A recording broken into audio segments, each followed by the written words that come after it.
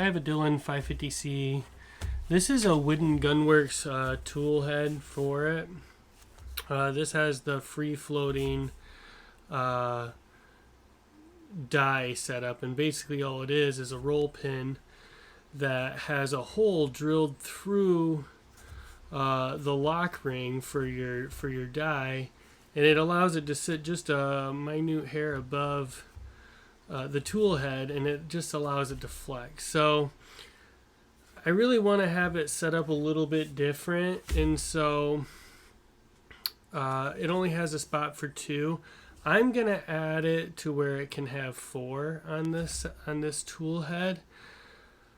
And so, and the reason why I'm doing it that way is just because with my 224 Grendel, the Wildcat that I've been working with, I actually want to be able to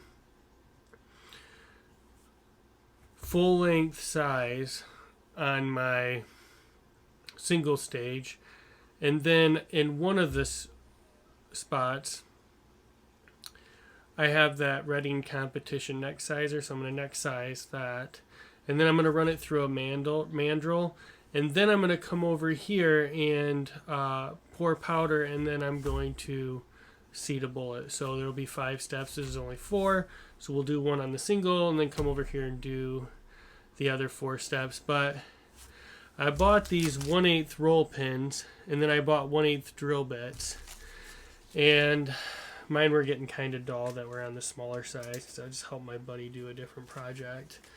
But what will happen is this is basically the same size, so I'm going to drill a hole down in there, and then this will sit in here like so. So we will drill a hole like right there, and I'm going to kind of be on the edge a little bit there, and the reason for that is then it won't get into the threads at all.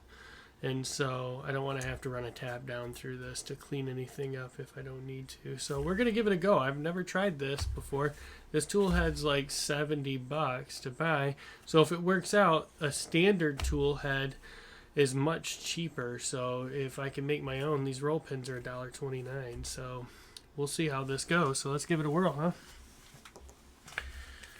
And will it actually reach? Yeah, it's going to reach.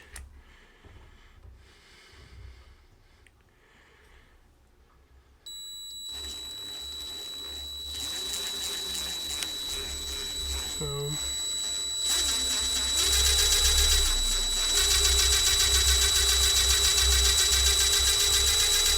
seems to be working pretty good.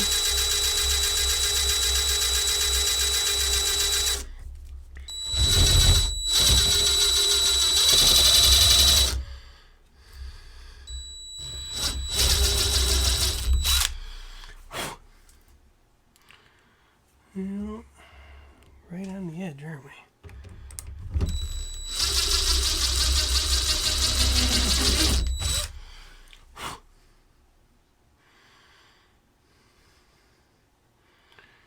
Can I make it all the way through? That would be...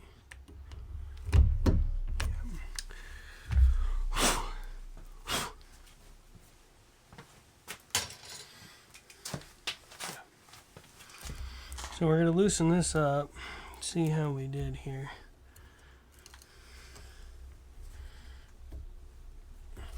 Oh, I tightened that on there pretty hard.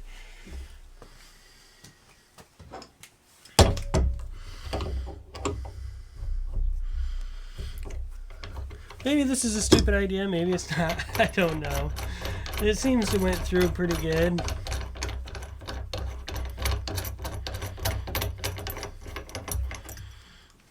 I did make it all the way through, so we got as you can see, a hole through there. You can see my finger. And now we've gotten a little bit of a depth down here. So basically I'm just looking to go half of the difference between this. So maybe right there. How far we gotta go? A little ways.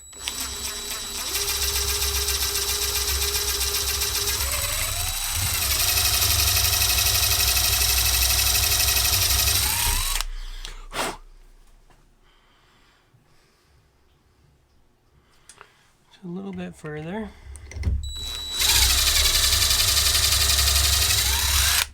All right.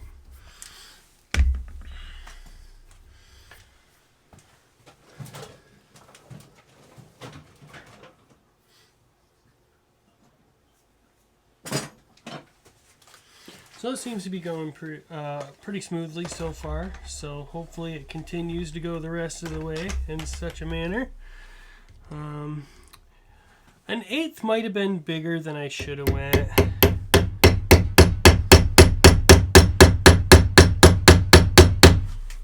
Is it much higher than the other ones?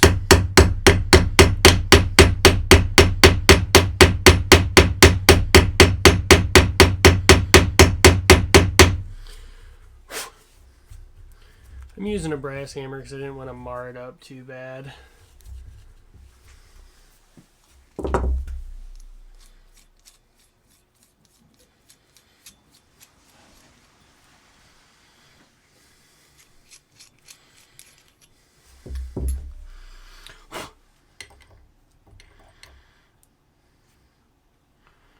Perfect, really close, so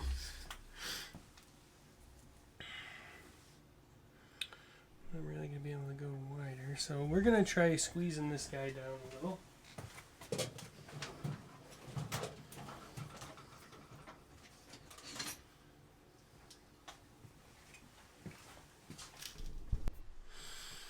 And my wife needed me for a second, so anyway, so it worked.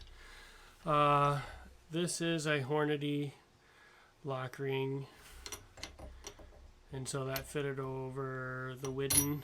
An eighth was a little bit big, to be honest with you, so don't do the eighth, do a size under an eighth on the roll pin, because I had to get a little bit creative, and so I drilled out the Widden die lock ring a little bit because it had more meat on it than what I had, and so I don't think this is lining up very good, honestly. So I honestly think I'm gonna have to ream this hole out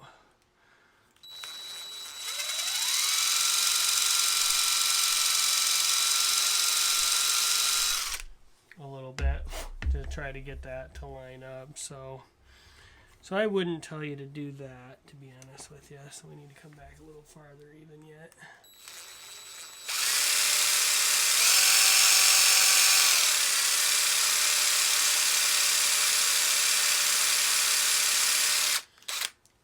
So we're basically just milling our hole a little bit bigger.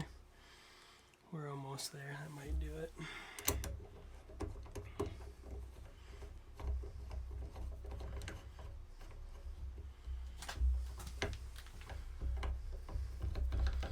There we go. So it still allows that to flex. This one now can flex, so we can now do everything we need to do, I think.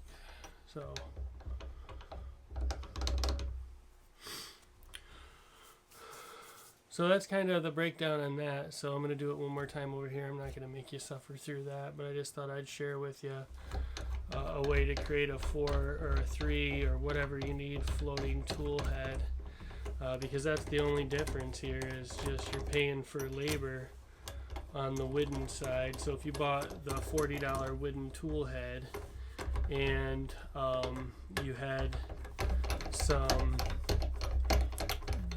$1.29 for 2 roll pins, you could, create your own setup the same. And I honestly think that these Hornady lock rings are really good. So that would probably be the route I would go, because it's $79 for the tool head that already has the floating. Little helpful hint. So if you use a center punch, so I'm going to try it one other way. So kind of get where you want to be, and then it puts a little spot for the drill bit to follow.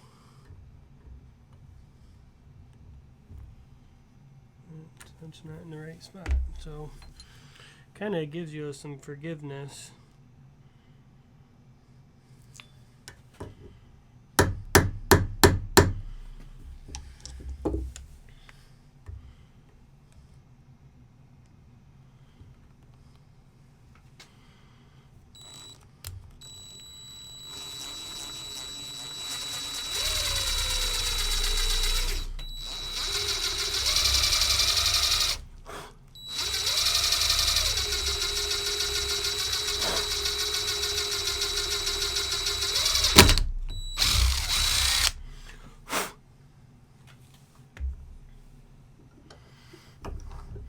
But because of the way I did that, see, I was going to start there, and it started to, see how it walked into that?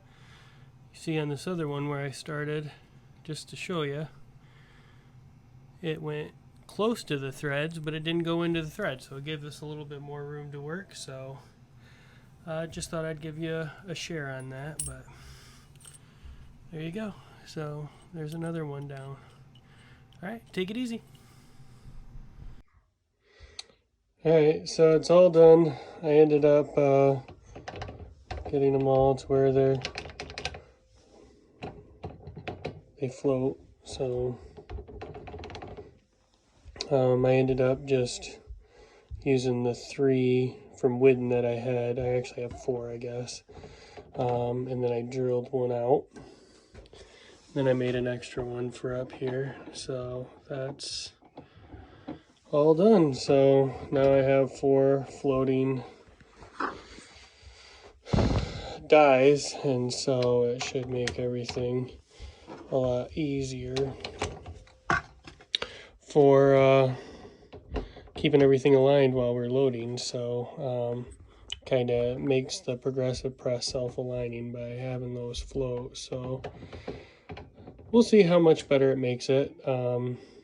I'll keep you informed.